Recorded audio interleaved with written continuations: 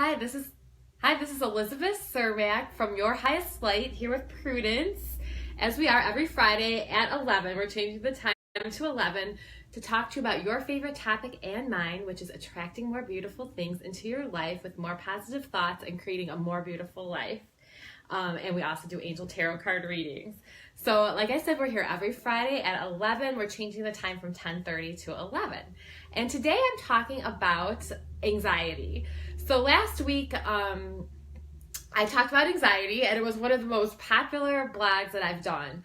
I got a lot of feedback from people that it was helpful and that some of the tips that I gave were helpful for dealing with anxiety. And I know a lot of my clients, a lot of my friends, a lot of people in my life do have a problem or deal with the issues of anxiety. So I wouldn't say have a problem, but deal with issues of anxiety. I think it's very common in our society right now. So I'm going to talk about that again today and give you some more tips about how to deal with anxiety. So last week we talked about anxiety in terms of, we talked about when somebody really suffers with an anxiety disorder, that sometimes telling them to concentrate on their breathing can actually make the anxiety worse instead of better. So we know that deep breathing helps, but sometimes concentrating on your breathing can make anxiety worse. So I gave a tip last week on how to help with anxiety without having to think about your breathing and eventually being able to come back to that breathing. And it involved the mantra, the perfect present moment is all I see. So anxiety, like we talked about last week, anxiety is when our brain is in the future. And when we're in the present, we can handle anything that's happening in the present moment, but what we can't handle is all the possibilities of things that could happen in the future. We cannot handle that, but we can always handle what's in the present. So if we're able to bring ourselves back into the present moment, the perfect present moment is all I see, then our anxiety will go down. So I'm going to talk a little bit more about anxiety today and anxiety in relation to our thoughts. So when we are feeling anxious, the next time you're feeling anxious, I want you to take a step back. And hi, everybody who's joining. I am here today, Facebook Live, here with Prudence. We're talking about anxiety and how to deal with problems with anxiety and how to change our thoughts. And we're going to do a tarot card reading at the end too. So the beginning, we're going to talk about anxiety. At the end, we're going to do a tarot card reading. So if you want to tune in for just one of those sections, that's okay too. Okay, so I'm talking a little bit about thoughts. And the next time you feel anxious, what I want you to do is take a step back and ask yourself, what are you thinking? And so remember, this is going to go back to my training in cognitive behavioral therapy. Way back when I started doing therapy, I went to a year training in cognitive behavioral therapy. And that is changing your thoughts and changing your behaviors in order to change your feelings. So think about this, changing your thoughts and changing your behaviors in order to change your feelings. And so when you're feeling anxious, usually you are having a thought, and I'm going to give you an example of a thought. A thought is a sentence. A lot of times my clients, this happens to everybody actually, gets thoughts and feelings all mixed up, and that's why we want to divide up our thoughts and feelings in order to have better control over them. So a thought is a sentence. I am beautiful. That's a thought, okay? I am not beautiful. That's a thought. A feeling would be one word, such as anxious, depressed, happy, sad. Those are all feelings, okay? So a thought is a sentence.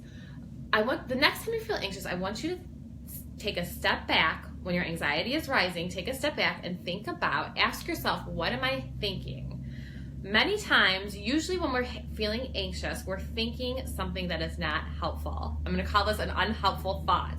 And there are certain types of unhelpful thinking patterns.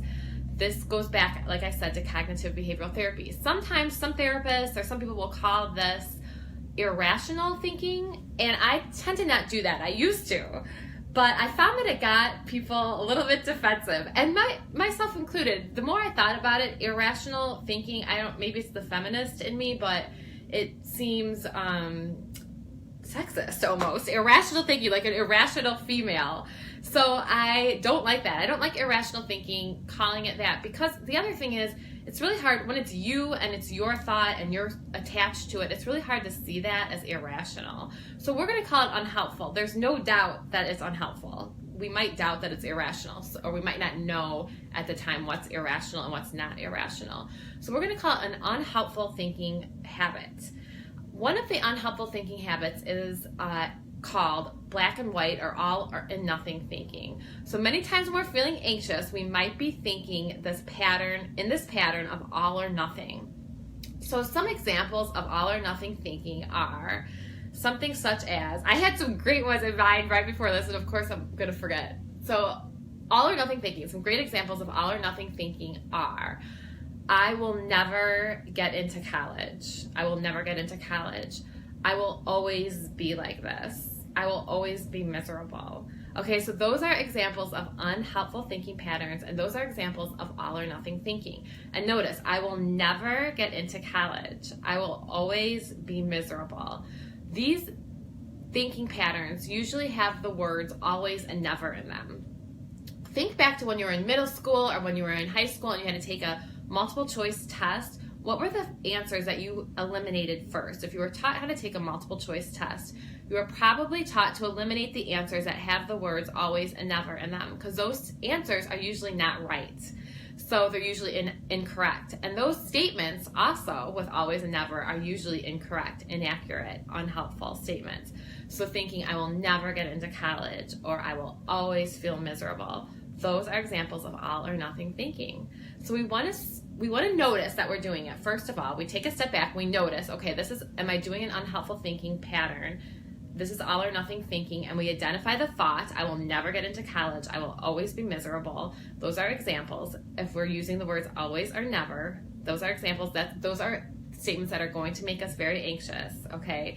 So then the next step is to notice it, and then the next step is to try to change the thought, which gets a little bit more tricky. So, okay, now that we know that we're thinking in an unhelpful thinking habit or unhelpful thinking pattern, we want to change the thought. And I was watching a video by Gabby Bernstein a couple weeks ago, and she was talking about something that I also had gotten in my cognitive behavioral therapy training that I had almost forgotten about.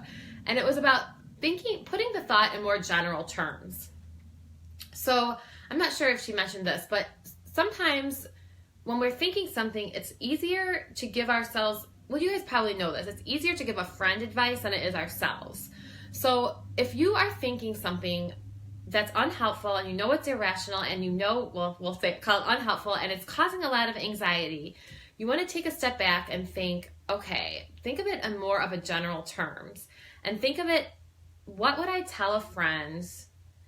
What is a general statement about this that I really pretty much believe, What is a general statement? So we want to look at it more in general terms, because when it's so connected, when the statement is so connected to us, it's hard to not believe it. So we want to think of it as if we were talking to somebody else.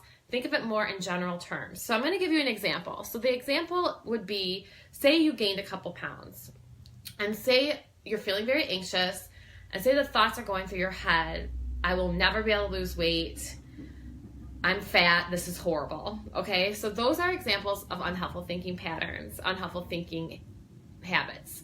So I will never be able to lose weight, never is in there. So that's definitely all or nothing thinking. But there's another thinking pattern in here that I haven't talked about yet, and that is called catastrophizing. So I'm fat, I will always be miserable. That's always catastrophizing. That's also catastrophizing. So I'm fat, this is horrible, that's catastrophizing. So I will never be able to lose weight, that's all or nothing thinking. I'm fat, this is horrible, that's catastrophizing. So, okay, I've realized I am doing one of those unhelpful thinking habits again. I'm catastrophizing the situation. I'm looking at this at all or nothing. What's something general that I really believe that I would tell a friend in this situation? Well, I believe that it's possible to lose weight. I believe that it's possible to be healthy. I believe that 2 pounds doesn't mean I'm fat. You know, these are statements that I really believe. I believe that I can feel better. So those are the general statements. You want to think about it in general in terms of what you would tell somebody else in this situation, and it lessens the anxiety. It makes you feel better and makes you think in more accurate ways, in a more accurate way. So think of it. This is not very helpful. This is not accurate how I'm thinking. What would I tell a friend in this situation? Make it more general, make it feel more general, and then you're going to feel better about it. We always can give our friends better advice than we can give ourselves. And sometimes we're just not thinking about it. Like, you can do it. You can take that same advice that you give your friend. You can take it yourself. I believe really strongly in this. I really am passionate about helping people with anxiety because it's something that I've dealt with my entire life. And I know, I was thinking about it before this video, that when you combine these positive thinking patterns with believing in a little bit of magic in the universe, really your life does get very magical. So I hope this serves you. I'm excited to hear about your experiences with this. So just to review, when you're feeling anxious, take a step back, think about what it is that you're thinking. What is the thought? A thought is a sentence. Am I thinking all or nothing? Am I using the words always or never? Am I catastrophizing the situation? And then think of the situation more in general, of what you would tell a friend or what you would tell somebody else going through this situation. And I guarantee you, your anxiety is going to go down. You're going to feel better. You're going to be able to get out of bed and get whatever you need to get done that day and do it feeling good. Okay, so that's my hope for you.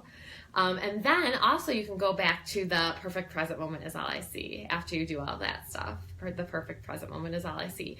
All these skills build on each other. So I wish you guys all peace and love. It's so nice to see everybody. I'm done with talking about the anxiety skills part of the session right now. So now I'm going to go into the angel tarot card reading. And as you guys know, some of you may know, it is a full moon this weekend. It's a full moon today into tomorrow. So it's going to be a powerful time to set some new intentions into the universe. So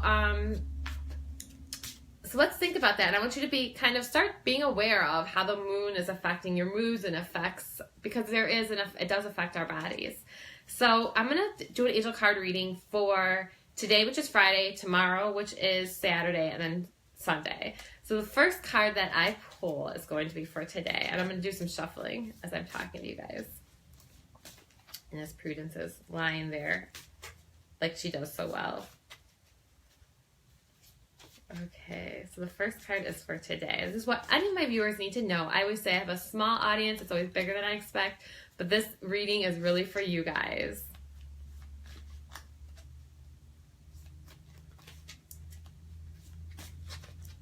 Anything we need to know today? And I'm just going to put the card down face down. I'm not going to be looking at it right away. And then anything we need to know for tomorrow, which is Saturday.